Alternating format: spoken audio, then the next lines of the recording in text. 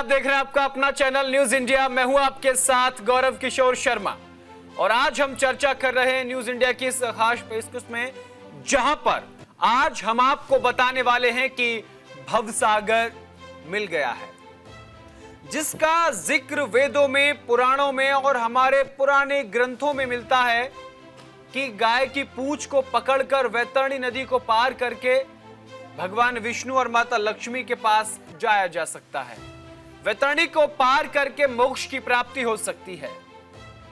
इसकी खोज नासा ने कर ली है। एक वक्त था जब पाश्चात्य संस्कृति को कुछ मालूम नहीं था। जब पाश्चात्य संस्कृति के लोग ए फॉर एप्पल सीख रहे थे, उस वक्त भारत में हजारों सैकड़ों गुरुकुल थे।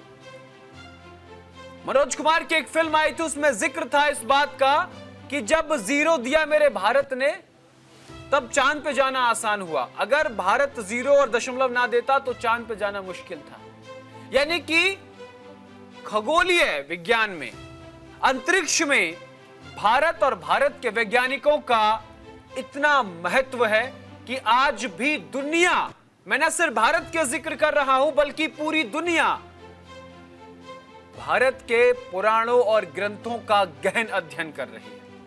वो कितना भी विज्ञान पढ़ लें, लेकिन उनको किसी निष्कर्ष तक पहुंचने से पहले हमारे पुराने वेदों को, पुराणों को, ग्रंथों को उन्हें पढ़ना होगा। आज हम इसी पर चर्चा कर रहे हैं क्योंकि 143 लाख ट्रिलियन पानी का एक स्रोत नासा ने खोज लिया है और इसे भवसागर कहा जा रहा है। आखिर भवसागर है क्या और भवसागर का जिक्र पुराणों में किस तरीके से है, उस पर हम चर्चा कर रहे हैं। और चर्चा में देश का जाने माने लोग हमारे साथ मौजूद हैं। एक जाना माना गेस्ट मेल हमारे साथ मौजूद है। आचार्य नेहा श्री अग्रवाल मेरे साथ स्टूडियो में मौजूद है। ज्योतिष आचार्य जी, आपका बहुत बहुत स्वागत है। महामंडलेश्वर हिमांगी सखीमा किन्नर जगत गुरु हमारे साथ मौजूद हैं। आज मुंबई महाराष्ट्र में वो मौजूद हैं, वहां से हमारे साथ जुड़ी हैं। दीदी माँ, आपका बहुत बहुत स्वागत है। आचार्य साध्वी शिवाचार्य कृष्णा जी हमारे साथ जुड़े हुए हैं। श्री महामंडलेश्वर जी, तमाम लोगों के साथ हम चर्चा करेंगे। सबसे पहले मैं हिमांगी सखी माँ आपके पास आऊंगा, क्योंकि बहुत सारी चर्चाएं हैं भवसागर को लेकर के। अगर कलयुग का जिक्र किया जाए तो भगवान हनुमान की आराधना करने से बड़ी आसानी से वो हमें मनवांछित फल प्राप्त करते हैं, मनवांछित फल दे देते हैं। उनके हनुमान चालीसा में भी भवसागर का जिक्र है। हम आपसे आसान भाषा में समझना चाहते हैं कि आखिर ये भवसागर है क्या और उसका जिक्र क्यों किया जाता है। देखिए, ये बहुत अच्छा प्रश्न आपने पूछा है। भवसागर का मतलब क्या है? Life of birth and death, the cycle of birth and death. ये वर्णन है शास्त्रों में कि भव सागर, भव का मतलब ये है कि एग्जिस्टेंस ऑफ अ वर्ल्ड, है ना। तो हम इस दुनिया से, जन्म मरण के इस चक्रव्यूह से बाहर निकलने को कहते हैं भव सागर। और आपने अभी एक बात और कही, वैतरणी नदी। तो जब जन्म मरण के चक्रव्यूह से मुक्त होते हैं तो हम बोलते हैं ना, गौ माता जब आती है लेने तो पूंछ पकड़ के वैतरणी नदी पार करते हैं। तो वैतरणी नदी भी क्या है, मैं ये भी स्पष्ट कर दूं। वैतरणी नदी का मतलब ही ये है कि नर्क, इसे घोर नर्क कहा जाता है वैतरणी नदी। और जिसने वैतरणी नदी पार कर ली वो भगवान श्री हरि के धाम में पहुंच जाता है जी। तो भवसागर जो है, भवसागर ही ये है कि हम जन्म मरण का ये चक्रव्यूह से छूटना कहते हैं भवसागर। और जो भवसागर पार हो गया मतलब वो वैतरणी नदी पार हो गया। जी, हमारे साथ स्टूडियो में आचार्य नेहा श्री अग्रवाल जी भी मौजूद हैं। मैं आपसे पूछना चाहता हूं, अब से लाखों करोड़ों वर्ष पहले हमारे देश में ऋषि मुनियों ने मानव सभ्यता के जिक्र किया जाए तो, अगर प्रजातियों का जिक्र किया जाए तो 84 लाख प्रजातियां इस ब्रह्मांड में पाई जाती हैं। क्योंकि जब मैं ऋषि मुनियों का जिक्र करता हूं तो मैं सिर्फ एक पिंड पृथ्वी का जिक्र नहीं कर रहा हूं, मैं पूरे अखंड ब्रह्मांड का जिक्र कर रहा हूं, जिनका वर्चस्व अखंड ब्रह्मांड में था। मैं उन ऋषि मुनियों का जिक्र कर रहा हूं। उसके बाद अब केवल 13 लाख प्रजातियां ही वैज्ञानिक खोज पाए हैं। नेहा जी, मैं आपसे समझना चाहता हूं कि आखिर हमारे पुराने जो ऋषि मुनि थे, उन्होंने कैसे, किस गणना के अनुसार ये पता लगा लिया साधना के बल पर कि 84 लाख प्रजातियां मनुष्य की होती हैं और वो सब भवसागर से पार होके जाती हैं। धन्यवाद। देखिए, यहाँ पर सबसे समझने वाली बात यह है कि किसी ने पता नहीं लगाया। जब ब्रह्मांड की रचना हुई, ब्रह्मा जी के 7 पुत्र हुए, सप्त ऋषि कहलाए, और उन्हीं के द्वारा ये वेद लिखे हुए हैं और हम उन वेदों को समझ रहे हैं। उनमें ये सारी चीजें का जिक्र है। जिनसे सृजन हुआ है वो पता नहीं लगा रहे हैं, वो लिख के हमें बता रहे हैं। चाहे वो ऐसा हमारे शास्त्रों में, और जो आप हिस्ट्री भी पढ़ेंगे तो किसी ना किसी माध्यम से, जिसे हम आज एलियंस भी कह लेते हैं, आकर हमें मैसेज दे रहे हैं, हमें आर्किटेक्चर का ज्ञान दे रहे हैं, हमें बता रहे हैं कि हमें क्या करना है। सूर्य और चंद्रमा की गति को देखकर हमारे उसमें हर त्योहार निर्धारित कर लिया गया। तो आप जब कह रहे हैं कि 84 लाख योनि, तो ये हमारी एक छोटे से कीड़े से लेके मनुष्य योनि तक की जो चक्र है उसको पार करने की बात है। और ये बताया गया है कि कर्मों के अनुसार आपको वो योनि मिलती जाएगी, ऐसा लिखा गया है। तो हमें ये सिर्फ जानना है, वो ऑलरेडी लिखा हुआ है, रचित है। हम हमारे वेद इतने महान हैं, हमारे पुराण इतने महान हैं कि हम उनको बस नमन कर सकते हैं, उनसे सीख सकते हैं। जी जी, बिल्कुल। हमारे साथ महामंडलेश्वर जी हमारे साथ जुड़ी हुई हैं, शिवाचार्य कृष्णा जी। मैम, आपके पास आऊँगा गुरुमा। आपसे समझना चाहते हैं हम ये चीज़ कि जब हम जिक्र भवसागर का करते हैं तो भवसागर को आज के वैज्ञानिक गणना, क्योंकि 12 लाख प्रकाश वर्ष दूर है हमसे, तो वहाँ मनुष्य योनि में जाना तो मुश्किल है। लेकिन फिर भी गरुड़ पुराण में जिक्र है इस बात का। भगवान श्री कृष्ण जब गरुड़ पर बैठकर चलते हैं तो वो पूरी कथा, पूरा पुराण का जिक्र उसमें है। तो कहा जाता है कि अगर आप साक्षात नहीं जा सकते लेकिन आत्मा से आप भवसागर जरूर पार कर सकते हैं। तो उसके लिए क्या साधना है, क्या मंत्र है, क्या जीवन की तपस्या है, अगर आप भवसागर पार करना चाहते हैं मनुष्य योनि में? जी, आपका म्यूट, मैम म्यूट है, एक बार ऑन कर लीजिएगा प्लीज। आवाज नहीं आ रही मैम आपकी। जी जी, अब आ रही है, बोलिए। सबसे पहले यहाँ पर मैं बताना चाहूंगी गौरव जी कि हम भव सागर को कैसे पार करें। भव सागर को पार करने के लिए भक्ति से बड़ा कुछ भी नहीं होता। मतलब भक्ति का मार्ग? जी, भक्ति के मार्ग बताया गया है हमारे पुराणों में, कि पुराणों में कहते हैं कि भक्ति के जरिए ही हम भव सागर से पार हो जाएंगे। ये हमारे गरुड़ पुराण में भी बताया गया है। ये हमारे कर्मों के अनुसार हमें कैसे कैसे यातनाएं भी मिलती है, उसी भव सागर में ही मिलती है। और भव सागर को पार करने के लिए हमारे पुण्य ही हमारे साथ जाते हैं, वही हमें इस भव सागर से पार करते हैं। गरुड़ पुराण में सारी चीजों का उल्लेख भी है। इसके साथ ही विष्णु पुराण में जिस तरीके से बताया गया है, भगवान विष्णु अपनी सैया पे लेटे हुए हैं, और साथ में महालक्ष्मी भी है जो जल में निवास करती है, वो भी क्षीर सागर, वही भव सागर ही है। और उसमें जो है कहते हैं भगवान विष्णु के ही द्वारा जो है विष्णु लोक को हम प्राप्त करते हैं। अपनी भक्ति के जरिए हम विष्णु लोक को प्राप्त करते हैं। तमाम जो आकाश में जो सौर मंडल में जो तारे हैं टूटते हैं, वो एकदम ब्लैक होल में ही अपने एकदम समा जाते हैं। उसी तरीके से जब हमारी आत्मा हमारे शरीर से निकलती है, जब हमें मोक्ष, यानी अगर हमने अच्छे कर्म किए तो मोक्ष प्राप्त होगा, अन्यथा जो है हम इसी कहते हैं कि इसी ब्रह्मांड में हम भटकते रहते हैं। तो वो उस चीजों को अपनी तरफ आकर्षित करती हैं, खींचती हैं। फिर वो हमें कर्मों के अनुसार उस यानी कि भव सागर में हमें जो है यात्राएं मिलती है। वही हमारा निर्णय होता है कि अब तुमको ये किस तरीके से पार करना है। आप ये देखते हैं विष्णु पुराण में कहते हैं कि जब तेरी होती है बहुत सारी चीजें दान की जाती है। महामंडलेश्वर जी, मैं आपको माफी के साथ रोकना चाहूंगा क्योंकि एक वक्त हो चला एक छोटे से ब्रेक का। ब्रेक के बाद वापस आएंगे और विस्तार से हम चर्चा करेंगे।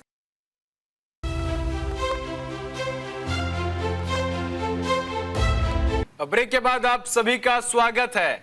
आप सभी को आज हम भव सागर पर न्यूज इंडिया पर विशेष प्रस्तुति दिखा रहे हैं कि आखिर भवसागर है क्या, कैसे इसको पार करें, तमाम बातों पर विस्तार से चर्चा हम करेंगे। और चर्चा में एक बड़ा गेस्ट हमारे साथ है। सनातन धर्म में हजारों साल पहले इसका जिक्र किया गया है, अब विज्ञान भी उसको मानने लगा है। हिंदू पुराणों में जिस बात का जिक्र है, नासा ने उस बात का पता लगाया है। नासा के खगोलविदों ने यूनिवर्स के एक कोने में पानी के विशाल भंडार का पता लगाया है, जो पृथ्वी से 12 अरब प्रकाश वर्ष दूर है। ये एक क्वासर और उसके ब्लैक होल के चारों ओर घूम रहा है। ब्लैक होल मतलब एक और दूसरी दुनिया, जैसे में हम और आप विचरण करें कि एक और ऐसी दुनिया ब्लैक होल के चारों ओर घूम रहा है। विष्णु पुराण में उसको भगवान विष्णु का निवास स्थल बताया गया है, जहां समुद्र मंथन हुआ था, जहां से सृष्टि का निर्माण हुआ था। नासा ने ब्रह्मांड में जिस विशालकाय पानी के स्रोत का पता लगाया है, जो पृथ्वी से 12 बिलियन प्रकाश वर्ष दूर एक क्वासर के चारों ओर स्थित है। यह विशाल दूरी इस बात का संकेत देती है कि आज जो हम प्रकाश देख रहे हैं वो ब्रह्मांड के जन्म के बाद यात्रा पर निकल पड़ा था, और अंतरिक्ष के दूसरे कोनों में मिले इस जल भंडार का आकार इतना बड़ा है कि इसमें पृथ्वी के सभी महासागरों के कुल पानी से 143 ट्रिलियन गुना अधिक पानी होने का अनुमान लगाया गया है। हम लोग इसी पर चर्चा कर रहे हैं और चर्चा में बड़ा गेस्ट हमारे साथ मौजूद है। हमारे साथ डॉक्टर ओम प्रकाश जी जुड़ गए हैं, अंतरिक्ष वैज्ञानिक हैं। आचार्य नेहा श्री अग्रवाल हमारे साथ स्टूडियो में मौजूद हैं। महामंडलेश्वर हिमांगी सखी किन्नर जगत गुरु हैं, आप हमारे साथ जुड़ी हुई हैं, आपका बहुत बहुत स्वागत है। आचार्य साध्वी शिवाचार्य कृष्णा जी, आपका भी महामंडलेश्वर, आपका भी बहुत बहुत स्वागत है। डॉक्टर ओम प्रकाश पांडे जी अंतरिक्ष वैज्ञानिक हैं हमारे साथ। तो अब हम चलते हैं। मैं चाहता हूं कि हमारे साथ जो 3 अध्यात्म की दुनिया के प्रखंड विद्वान हमारे साथ जुड़े हैं, उनका तारुफ अब आध्यात्मिकता का विज्ञान से कराता हूं और चलता हूं सीधा डॉक्टर ओम प्रकाश पांडे जी के पास। ओम प्रकाश पांडे जी, सबसे पहले तो आपसे समझना चाहते हैं कि जैसे पृथ्वी है, पृथ्वी जैसे अनेक ग्रह जो हैं वो इस ब्रह्मांड में विचरण करते हैं, लेकिन प्रकाश का स्रोत सिर्फ सूर्य है। तो क्या सूर्य का प्रकाश भवसागर में भी जा रहा है? क्योंकि 12 लाख प्रकाश वर्ष दूर है और सृष्टि के जन्म से यह प्रकाश अपनी यात्रा पर निकल गया। इस गुत्थी को सुलझाने का प्रयास करें डॉक्टर ओम प्रकाश पांडे जी। देखिए,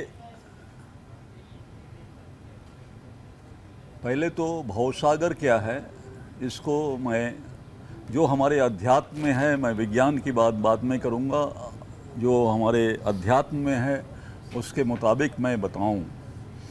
तो इसको समझने के लिए मैं कुछ बिंदु आपके सामने रखना चाहता हूं।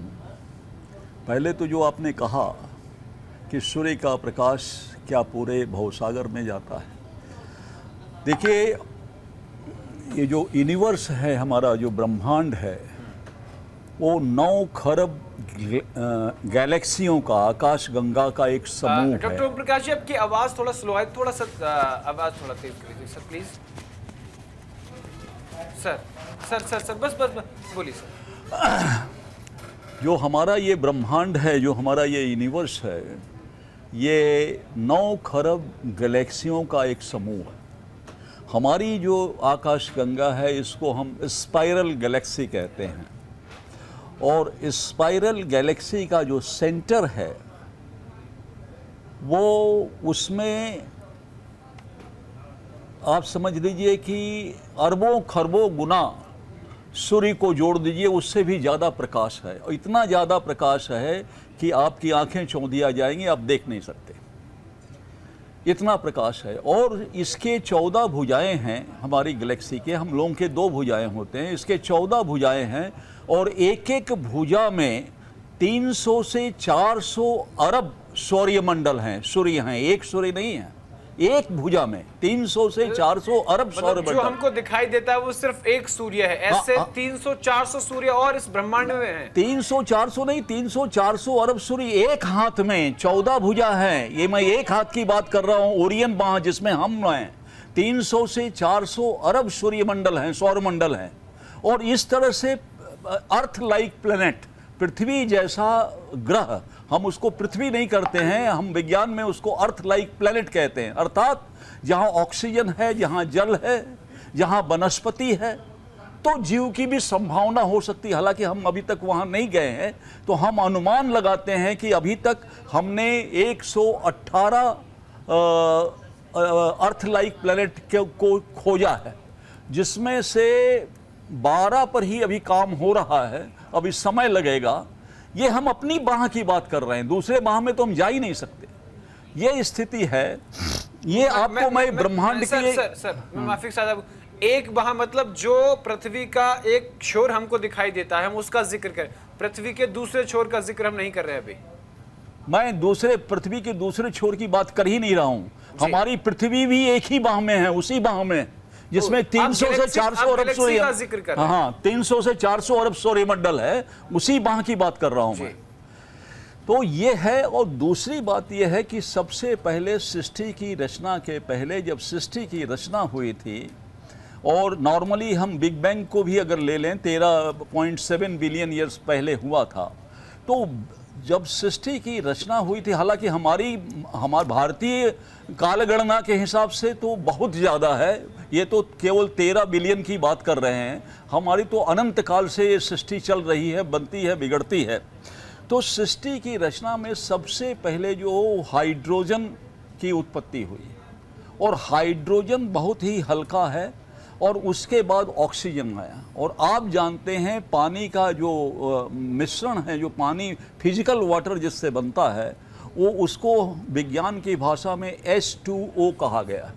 H2O का मतलब हाइड्रोजन के 2 अणु और ऑक्सीजन का 1 अणु जब मिल जाता है और विद्युत सामने उपस्थित रहता है, कैटलिक एजेंट, वो कुछ करता नहीं, कैटलिक एजेंट के जैसे उपस्थित रहेगा, तो वो जो हाइड्रोजन और ऑक्सीजन का मिश्रण है, वो फिजिकल वाटर में जो पानी हम पीते हैं उसमें कन्वर्ट हो जाता है। बिल्कुल H2O। तो भाव सागर की जो आप बात कर रहे हैं, ये पूरे वायुमंडल में है, ये पूरे ब्रह्मांड में है फैला हुआ। ये कहीं मिल गया, अभी विज्ञान वहां पहुंचा है इसलिए कह रहा है कि मिल गया, लेकिन विज्ञान ये भी जानता है कि ये पूरा जो है कॉस्मो, जिसे कॉस्मोलॉजी हम कहते हैं, कॉस्मो शब्द ही आपके वेद से लिया गया है। सदा ऋग्वेद के 10वें मंडल का एक मंत्र है जो मैं आपके सामने कहना चाहूँगा। सदाधार पृथ्वी दामुतेमा, माने पृथ्वी और सारे सूर्यों का जो आधार है, कस्मै देवाय हविषा विधेम, का मतलब जल होता है वैदिक भाषा में, और कस्मै माने वो क रूपी जल को हम हविष प्रदान करते हैं, क्योंकि वही हमें जीवन देता है, ये वेद का ऋषि कह रहा है। तो ये कस्मै से ही कॉस्मोलॉजी शब्द आया कि ये पूरा जो है वाष्पीकरण है, पूरा जल कहीं ऐसा नहीं है जो नहीं है। और भाव का मतलब ही होता है कि जहाँ पर सृष्टि हो रही है वो भाव है। भाव का कोई एक छोटा सा सागर नहीं है कि ब्रह्मांड के किसी कोने में। भाव का मतलब है पूरा ब्रह्मांड ही भाव है। इसलिए भवम भवानी हम कहते हैं, शिव को भाव कहते हैं और इसको भवानी कहते हैं, शक्ति को कहते हैं, ऊर्जा जिसे कहते हैं। इन दोनों के मिश्रण भाव सागर का मतलब है पूरी प्रकृति, जहां पर नाना प्रकार की सृष्टि, नाना प्रकार के ग्रह, नाना प्रकार के सूर्य जन्म लेते हैं और समाप्त हो जाते हैं, वो भाव है और वो भाव सागर है। तो क्योंकि पृथ्वी उसी भाव सागर में एक हिस्सा है, इसलिए इसमें भी जन्म लेके हम निकल जाते हैं तो भाव सागर पार करते हैं। ये शब्द, ये इसका तात्पर्य है। क्या बात है। मतलब कि मैं आपको सुनकर ये अनुभूति कर रहा हूं कि आज भी विज्ञान अध्यात्म के बिना अधूरी है, यानी अध्यात्म से विज्ञान की शुरुआत होती है। आचार्य महामंडलेश्वर हिमांगी सखी जगतगुरु किन्नर सुन रही हैं, बहुत बड़े ध्यान से सुन रही थीं। क्या लग रहा है कि विज्ञान और अध्यात्म दोनों का ये अनूठा संगम जो है, ये यहाँ देखने को बहुत सुंदर संगम है। और डॉक्टर साहब की मैं एक एक बात बड़ी स्पष्ट से सुन रही थी, मैं वही देख रहा और हाँ नहीं, और बड़ा अच्छा उन्होंने बताया है। और भाव के बारे में जो बताया वो सत्य यही है कि जो उन्होंने बताया, भाव सागर का मतलब क्या है ना, जन्म और मरण है। और जहां तक हमारे हिंदू शास्त्रों में, सनातन धर्मों में और शास्त्र में वर्णन है, और इसके ऊपर एक प्रार्थना भी है जो मैं आपके इस चैनल के माध्यम से जरूर सुनाना चाहूंगी। भाव सा भवा सागरा तरण करण है, भव सागरा तरण करण है, रवि नंदन बंधन खंडन है, शरण किंकर भीतर मने, गुरुदेव दया करो दिन जने। मतलब गुरुदेव अब दया करो हम पे, दिन जनों पे दया करो आप हे गुरुदेव, कि हमें भव सागर पार हो जाए। तो ये इसमें वर्णन है। और जो डॉक्टर साहब ने बातें कही है, ये पूरा शास्त्रों में पहले से ही वर्णन है। हमारे ऋषि मुनियों ने शास्त्रों में पहले से ही एक एक चीज का उल्लेख किया है, और आज बहुत अच्छा लग रहा है। और हम सब जितने भी सनातनी है बड़े गर्व फील करते हैं कि आज इसका उल्लेख नासा भी कर रही है, भव सागर का उल्लेख नासा भी कर रही है। क्योंकि इस भव सागर के अंदर ये सिर्फ हमारा ही एक ब्रह्मांड नहीं है, अनेकों अनेक ब्रह्मांड इस भव सागर के अंदर आपको देखने मिलेंगे। और जिस तरह से डॉक्टर साहब ने कहा अनेक असंख्य सूर्यों के बारे में वर्णन किया है, तो असंख्य सूर्यों का एक साथ उदय होना भी मतलब ये शास्त्रों में बताया गया है। और सूर्य का जो उस पार भगवान का स्वयं धाम भी वर्णन है शास्त्रों के अंदर। तो मैं एक एक बात डॉक्टर साहब का सुन रही थी और मुझे बहुत अच्छा लगा। हमारे साथ आचार्य महामंडलेश्वर साध्वी शिवाचार्य कृष्णा जी भी हमारे साथ जुड़ी हुई हैं। महामंडलेश्वर जी, मैं आपके पास आना चाहूँगा और सीधा सवाल मेरा यही है कि जिस तरीके से डॉक्टर साहब ने विज्ञान और आध्यात्मिकता का अनूठा संगम दिखाया, और एक बहुत बड़ी बात कही डॉक्टर साहब ने कि कई सूर्य एक नहीं है, ये हम एक भुजा की बात कर रहे हैं। लेकिन हमारे जब नक्षत्र का जिक्र होता है, हमारी कुंडली का जिक्र होता है, हमारे आध्यात्मिकता का जिक्र होता है, तो हम सूर्य भगवान को अर्घ अर्पित करते हैं। तो क्या हर ग्रह का अपना एक अलग सूर्य है, या एक ही सूर्य देवता हैं, उन्हीं के अनेक रूप हैं? मतलब बहुत पेचीदा सवाल है। आपकी आवाज म्यूट है मैम, अनम्यूट कर लीजिएगा। अभी हम डॉक्टर साहब को सुन रहे थे, बहुत अच्छा लगा कि अगर हमारे देश के वैज्ञानिक भी मानते हैं कि हमारे शास्त्रों में वेदों में इस तरीके की गणना है। हमारी सखी, हमारी जो हिमांगी सखी जी भी बता रही हैं, दोनों के विचार सुन के तो मुझे लगता है कि अपने आप में हमारे कुछ शब्द निकल ही नहीं रहे, हम क्या कहें। इतनी अच्छे वर्णन इन्होंने जो बोले हैं, ये बात सच है। गरुड़ पुराण में अगर आप 13वें अध्याय में भी देखते हैं, वहां पर भी जो है भव सागर का वर्णन मिलेगा। किस तरीके से आप जीव यानी कि अपने कर्मों के द्वारा उस भव सागर में आत्माएं जो है घूमती हैं, कैसे उनको मुक्ति मिलती है, ये सारी चीजें। और सूर्य की बात जो करी है, तो पता नहीं कितने गैलेक्सी में कितने सारे सूर्य, ये बात सच है जो आज जो है वैज्ञानिक भी बताते हैं। और हम तो एक ही सूर्य, और हमारे उसी में जो हम कहते हैं कि ब्रह्मांड में अब एक पृथ्वी पता नहीं इतनी सी है, उसमें तो बहुत सारे ऐसे ग्रह हैं जिसमें हम बता नहीं सकते। प्रकाश इतना है, कहाँ है, किधर है, ये सारी चीजें जो है आज हमें जो बता रहे हैं नासा के जरिए, वो हमारे वेद पुराण में पूरी तरीके से बताया जा चुका है। और उसमें अच्छे से विवरण भी ये मिलता है, जिसको हम भवसागर भी कहते हैं, जिससे हम ये कहते हैं कि हमें जो हमने जीवन में जो हमें मृत्यु और जीवन और मृत्यु के चक्र से जो हमें छुड़ाता है, ये वो भवसागर है, ये वो क्षीर सागर है, जहाँ भगवान विष्णु अगर हम कहते हैं कि शेष नाग पे सरिया पे लेटे हुए, साथ में भगवान महालक्ष्मी भी बैठी हुई हैं, ऐसी जगह जिसमें कई जीव जंतु, कई आत्माएं इसमें विचरण कर रही हैं। ऐसी चीजों के हमें बारे में पता लगता है, ग्रहों के बारे में पता लगता है। ऐसा हमारा वेद है जिसको आज भारतवर्ष में तो क्या, बाहर विदेशों में इसको जाना जा रहा है। आपके चैनल के माध्यम से हम आज बहुत यानी प्राउड फील हो रहा है कि हमारे सनातन धर्म का इस तरह प्रचार हो रहा है। और इसमें ये भी पता लग रहा है कि हमारे वेद पुराणों ने तो बहुत साल पहले क्या दिया था, जिसको आज बता रहे हैं। हनुमान चालीसा ही देख लीजिए, छोटी सी है बोलने में, मगर कहने की बात है, उसमें बहुत सारी जिक्र उसमें दे दिया है कि सूर्य तक की दूरी के बारे में बता दिया है। बिल्कुल, बहुत बहुत शुक्रिया महामंडलेश्वर जी आपका हमारे साथ जुड़ने के लिए, न्यूज़ इंडिया पर अपना कीमती समय देने के लिए आपका बहुत बहुत आभार। तो सुना आप लोगों ने कि किस तरीके से विज्ञान और आध्यात्मिकता का जो संगम है, उसके बाद जो बात निकलकर सामने आती है वो ये कि हम एक जीव मात्र हैं और साधना तपस्या और ईश्वर में विश्वास रखकर ही भवसागर को पार किया जा सकता है। और जिस तरीके से डॉक्टर साहब ने इस बात का विस्तार से जिक्र किया कि अनेकों अनेक सूर्य हैं, अनेकों अनेक पृथ्वी जैसे कई ग्रह ब्रह्मांड में विचरण कर रहे हैं और ऐसी अनेकों अनेक प्रजातियां हैं, उनको लेकर के जिस विस्तार से जिक्र किया वो जानकारी से परिपूर्ण। हमारे साथ स्टूडियो में नेहा श्री अग्रवाल जी भी हैं, ज्योतिषाचार्य जी। मैं अब आपसे पूछना चाहता हूं कि जब हम ग्रहों का जिक्र करते हैं तो हमारी कुंडली में कहते हैं कि आपके शनि, राहु, केतु, मंगल, ये इनकी गणना फिर कैसे की जाएगी? अगर ऐसे अनेकों अनेक सूर्य हैं तो इनकी गणना मतलब कैसे संभव है? देखिए, ज्योतिष शास्त्र में हमारी जो गणना है वो हम पृथ्वी लोक से गणना कर रहे हैं कि एक सूर्य है और सूर्य के चारों ओर इस सौरमंडल का जो ये सूर्य, इसके चारों ओर जो 9 ग्रह घूम रहे हैं उसकी गणना है ज्योतिष शास्त्र में।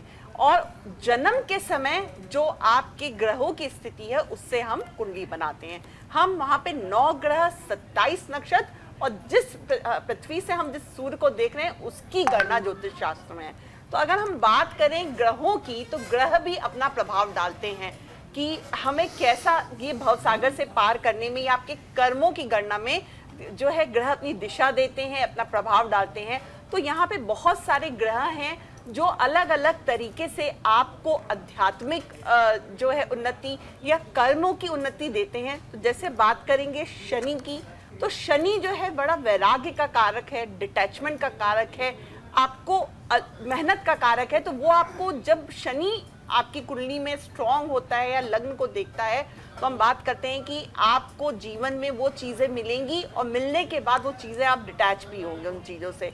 तो जैसे हम रामकृष्ण परमहंस की कुंडली की बात करें तो क्या था उनमें विशेष कि इतना सुंदर उनको माँ की दर्शन हुए, माँ काली के, और उनको मोक्ष की प्राप्ति हुई। तो ये बहुत लंबा चीज़ है, पर यहाँ पे थोड़ा सा चीज़ बताना चाहेंगे कि रामकृष्ण परमहंस की कुंडली में जो है केतु का प्रभाव भी बहुत ज़्यादा था और शनि का प्रभाव भी बहुत ज़्यादा था। इसलिए जो निमित्त कर्म है, जो डेली के कर्म है वो नहीं कर पाते थे और माँ की भक्ति करते थे। शुरू में उनको कहा भी गया कि ये क्या करते हैं, ये बैलेंस नहीं है, पर बाद में जब उनको खुद ब्रह्मलीन हुए और हर प्राणी में ब्रह्म देखा तो उनको मोक्ष की प्राप्ति हुई, परमहंस कहलाए। तो ये कुंडली में जो ग्रह होते हैं ये हमें बता सकते हैं कि आपके कर्म किस तरफ जाएंगे, लेकिन आप क्या कर्म कर रहे हैं, ये सारे जो कर्मों की घटनाएं हम अपने शनि 9 ग्रह 27 नक्षत्र से देखते हैं। जी बिल्कुल। डॉक्टर साहब, मैं आपके पास आऊँगा और एक बार फिर आपसे समझना चाहूँगा कि क्या आज के आने वाले समय में संभव हो पाएगा कि मनुष्य योनि में जीते जी जिस को नासा ने खोजा है वहां तक व्यक्ति पहुंच जाए, उस ब्लैक होल के पास तक पहुंच जाए, भवसागर जिसे पानी का स्रोत कहा जा रहा है, मानव योनि में वहां तक पहुंचना संभव है? देखिए, पहले तो मैं एक थोड़ा सा भ्रम की स्थिति हो गई है उसको मैं दूर करना चाहता हूँ, और वो ये है कि हमारा जो सौरमंडल है जिसमें 9 ग्रह हैं, जो हमारी बहन ने अभी बताया, तो वो जो सौरमंडल है, हमारा जो सौरमंडल है उसकी पूरी जो बाउंड्री है जो है वो 3570 करोड़ किलोमीटर के घेरे पे है, सरकमफरेंस में, और उसी में हमारे 9 ग्रह हैं। और उस बाउंड्री के बाहर जो है हाइड्रोजन का वॉल है जिसे हम क्यूपर बेल्ट कहते हैं। तो आप वो पारदर्शी जरूर है, वहाँ से आप बाहर देख सकते हैं, लेकिन उसको भेद करके जाना अभी तक विज्ञान में संभव नहीं हो पाया। और वो 3570 करोड़ किलोमीटर का, इसलिए पृथ्वी से हम वो 9 ग्रह और 27 नक्षत्रों की बात करते हैं जो चंद्रमा उसमें ट्रेवल करता है, तो उसके मुताबिक हम, और ये है, ये सच है और विज्ञान इसको मानता है कि हम ये कहते हैं कि we are interconnected, interrelated, interdependent. हम सबसे कनेक्टेड हैं। ये नहीं है कि आपसे हम कनेक्टेड नहीं हैं या जो आपके श्रोता हैं उनसे कनेक्टेड नहीं हैं, अभी कनेक्ट हो रहे हैं ये मीडिया के माध्यम से, लेकिन ऐसे भी हम कनेक्ट हैं। और ये कनेक्शन जो है, इसलिए ग्रह की मूवमेंट का या नक्षत्रों के मूवमेंट का हमारे ऊपर एक इनविजिबल, जो दिखाई नहीं पड़ता, वो प्रभाव पड़ता है शरीर में, रक्त संचार में पड़ता है, जीवन के सोच में पड़ता है, आपकी थिंकिंग पर पड़ता है, ये जरूर पड़ता है।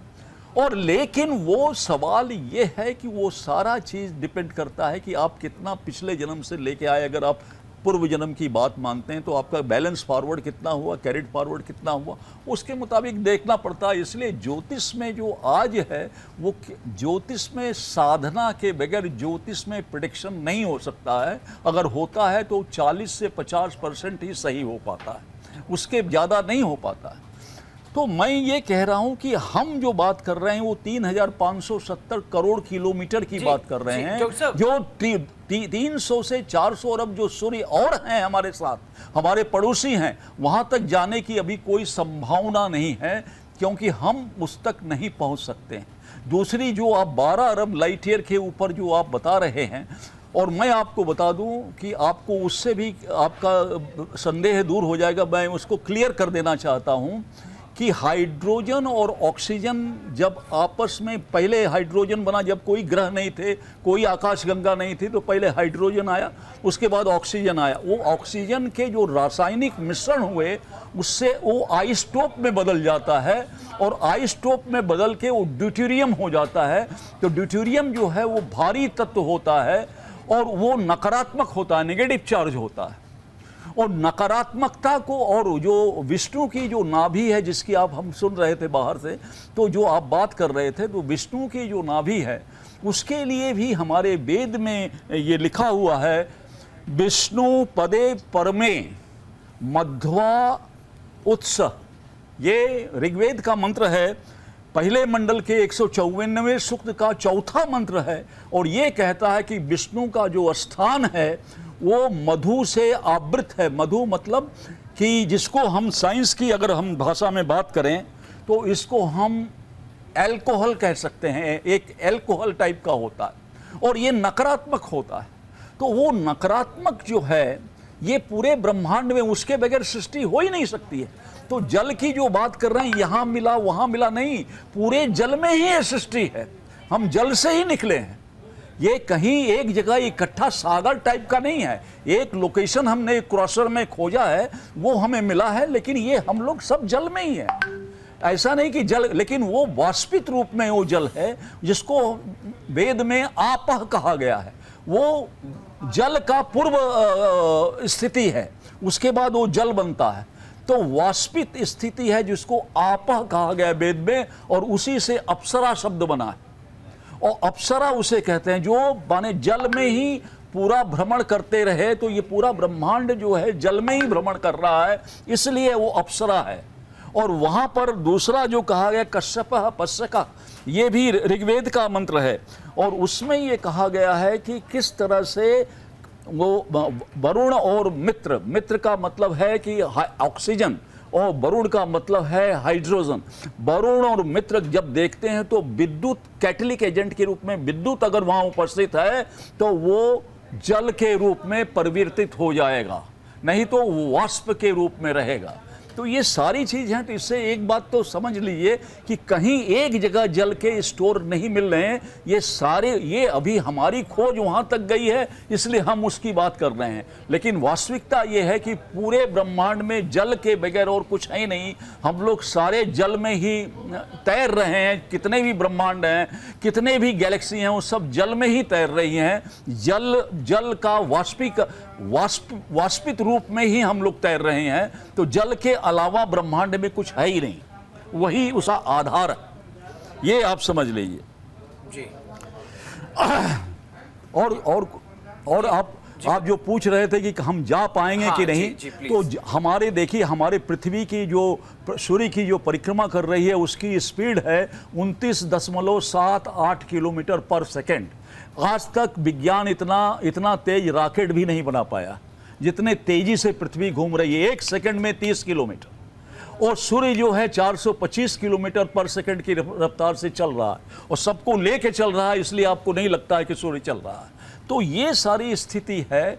तो तो हमारी जब तक हम इस बॉडी में जो चलेंगे, हमारे जो शरीर है इसकी क्षमता नहीं है कि हम उतनी तेजी से 12 अरब किलोमीटर एक जीवन में पहुंच सकें। क्योंकि अगर हम प्रकाश की गति से भी चलेंगे तो 12 लाइट ईयर है, 12 बिलियन लाइट ईयर है। तो 12 बिलियन लाइट ईयर, एक लाइट ईयर का मतलब होता है कि 6 ट्रिलियन ह्यूमन ईयर, 6 खरब ह्यूमन ईयर के बराबर एक लाइट ईयर होता है। तो हम क्या कोई उस अगर आत्मा की गति से भी जाना चाहें तो वहां तक नहीं पहुंच सकते। बिल्कुल बिल्कुल। ये सच है बिल्कुल, क्योंकि अगर आज देखा जाए तो औसतन आयु 70 और 75 वर्ष जो है वो निकलकर व्यक्ति की अमूमन आ रही है। और जिस तरीके से आपने बहुत खूबसूरती से इस बात को विस्तार से बताया कि व्यक्ति का साक्षात पहुंचना मुश्किल है, लेकिन हमारे 2 आध्यात्मिक गुरु, मैं इनको कह सकता हूं, हमारे साथ जुड़े हुए हैं। हिमांगी दीदी, आपको लगता है कि साधना के जरिए वहां पहुंचा जा सकता है जहां साक्षात विज्ञान नहीं पहुंचा जा रहा है? जी गौरव जी, अगर मैं कहूं, डॉक्टर साहब ने जो बात कही इस वक्त कि इस महासागर के अंदर कई सारे ब्रह्मांड इधर उधर तैर रहे हैं, तो ये बात सत्य है। क्योंकि गर्ग संहिता जब मैंने पढ़ा था, गर्ग संहिता में भी वर्णन है कि जब भगवान को अपना जहां से भगवान श्री हरि के पैरों से जो जगह छिद हुई, वहां पे खड़े रहकर जब वो नीचे की ओर देखते हैं, ब्रह्मा विष्णु महेश असंख्य देवी देवता, तो वो जब ऊपर वहां से खड़े रह के देखते हैं तो देखते हैं कि कितना सारा सागर है, और उस महासागर के अंदर इतने सारे ब्रह्मांड इधर उधर तैरते हुए। ये वर्णन है गर्ग संहिता के अंदर, क्योंकि भगवान श्री हरि देवी देवताओं के साथ वृंदावन में प्रवेश करना चाहते थे, तब वो चोटी के ऊपर खड़े रहते थे, और खड़े रह के जब वो देखे नीचे की ओर तो असंख्य ब्रह्मांड नजर आ रहे थे, और महासागर के अंदर ब्रह्मांड इधर उधर लुढ़क रहे थे। और ये बात सत्य है। और भक्ति और जन कल्याण अपने सत्य कर्मों के माध्यम से जीव भव सागर पार हो सकता है। अपने कर्म अच्छे रखें, जीव अपने कर्म जब अच्छे करता है, सत्य कर्म करता है, मानव कल्याण हेतु अपने मनुष्य जीवन को लगाता है और भगवान की भक्ति भी करता है, तो वो जरूर इस भव सागर पार होता है। वैतरणी नदी जिसे कहते हैं खून की नदी, द ब्लड कहा जाता है कि खून की नदी कही जाती है, उसको भी वो पार करके श्री हरि के धाम पहुंच जाता है। क्या बात है। आज इस चर्चा कहते हैं, शास्त्रों में वर्णन है, मानव जन्म मन मोल कहीरा ना मिट्टी विच रोड, बंदिया वाहे गुरु बोल। बंगाली के शास्त्र में यही कहा जाता है कि भारत भूमि ते होइले मनुष्य जन्म यार, जन्म सार्थक और उपकार। जन्म सार्थक का मतलब ये है कि भक्ति तो करो, मगर भक्ति के साथ साथ अपने जीवन को जन कल्याण हेतु लगाओ, ना कि अधिक धन संचय करना और लालसा करना जीवन में। क्योंकि इस पृथ्वी पे अगर हम आए हैं तो ना कुछ लेकर आए हैं, ना कुछ लेकर जाएंगे, खाली हाथ आए हैं सो खाली हाथ जाएंगे। और आज ये नासा के माध्यम से पूरे विश्व को पता चल रहा है कि हमारा सनातन धर्म ही पुरातन है। हमारे जो शास्त्र एक एक बात जो पहले से ही वर्णित है, वो आज नासा ने पूरे विश्व के सामने रख दिया है। बिल्कुल। नेहा श्री जी हमारे साथ जुड़ी हुई हैं, स्टूडियो में मौजूद हैं, ज्योतिषाचार्य है आप। ज्योतिष विज्ञान क्या कहता है? देखिए, ज्योतिष विज्ञान जैसे मैं अभी डॉक्टर साहब ने बताया, और जो हम पृथ्वी से ग्रह देख रहे हैं, सूर्य चंद्रमा, उनकी गति के आधार पे हम ज्योतिष विज्ञान की बात करते हैं। पर यहाँ पर मैं एक बात कहना जरूर चाहूंगी, जो भवसागर की बात हो रही है, मनुष्य योनि बड़ी दुर्लभता से मिलती है और देवता भी इस योनि के लिए तरसते हैं। क्यों? क्योंकि मनुष्य योनि साधना योनि है, और जहां हम नहीं पहुंच सकते, जहां विज्ञान नहीं पहुंच सकता, अगर ईश्वर का आशीर्वाद हो जाए, आपकी आत्मा से का मिलन हो जाए उस परमात्मा से, तो आप वहां तक जा सकते हैं। तो कलयुग में नाम जप का बहुत महत्व है, तो उस नाम की लड़ी को पकड़ लीजिए। और हमारे शरीर में ही 7 चक्र हैं और 7 चक्र ऊपर हैं और 14 लोक का विधान है, विष्णु लोक शिव लोक से ऊपर है। तो कह रहे हैं कि सारे ब्रह्मांड में सब जगह घूमने से हमें सिर्फ एकत्रित होना है, ध्यानस्थ होना है, ना कोई इच्छा ना कोई कर्म रह जाए, तो आपको वैकुंठ में विष्णु के चरणों में जगह मिलती है। और ज्योतिष शास्त्र इस चीज में प्रकाश डालता है कि आपके संचित कर्म क्या थे, उसमें से इस जन्म में आपके प्रारब्ध कर्म जो लेके आए हैं वो कितने प्रारब्ध कर्म आप भोगेंगे और नए आगामी कर्म आप क्या करेंगे। लेकिन कर्म की गति क्या होगी ये कोई नहीं जानता। तो आपको अपने कर्म सही रख रहे हैं, ये बात सही है, लेकिन जो बात हो रही है भव सागर के पार जाने की, तो उसके लिए बड़ा तप चाहिए। ना कोई मरते वक्त कुछ इच्छा हो, ना कोई कर्म अच्छा करने का भी कर्म, मोक्ष की इच्छा भी एक कर्म ही पैदा कर रही है, इच्छा ही है। और हम समाज के लिए अच्छा करें वो भी एक इच्छा ही है। तो जब ना कोई इच्छा रहे ना कोई कर्म रहे, सिर्फ आप उसमें मिल जाए परमात्मा में, तो वो मोक्ष है, वहां भव सागर पार हो जाता है और सारे सूर्य सार सब कुछ पार हो जाता है। हमें सिर्फ देखना ही नहीं है, हमें सिर्फ उस परम पिता परमात्मा के श्री चरणों में राम नाम जो भी जप है, सिर्फ नाम जप की जो नाव है ना वही बहुत है। तो ये इसके साथ ही बिल्कुल। देखिए दीदी, जब हम भगवान विष्णु का जिक्र करते हैं तो भगवान विष्णु के 12वें अवतार में जिक्र करते हैं कि उन्होंने जब हिरण्याकश्यप ने हिरण्याक्ष ने पृथ्वी को समुद्र में डुबो दिया था, तो ये कहा जाता है कि ये वही भवसागर है जिसमें पृथ्वी को डुबो दिया था, ऐसा शास्त्रों में लिखा हुआ है। तो भगवान विष्णु ने सूकर अवतार लेकर अपने मुंह से पृथ्वी को बाहर निकाला था, ऐसा भी उल्लेख जो है वो वेदों में, पुराणों में, शास्त्रों में मिलता है। उस पर हम जिक्र करेंगे, लेकिन यहाँ रुकते एक छोटे से ब्रेक के लिए। ब्रेक के उस पार आज हम चर्चा कर रहे हैं भव सागर को लेकर।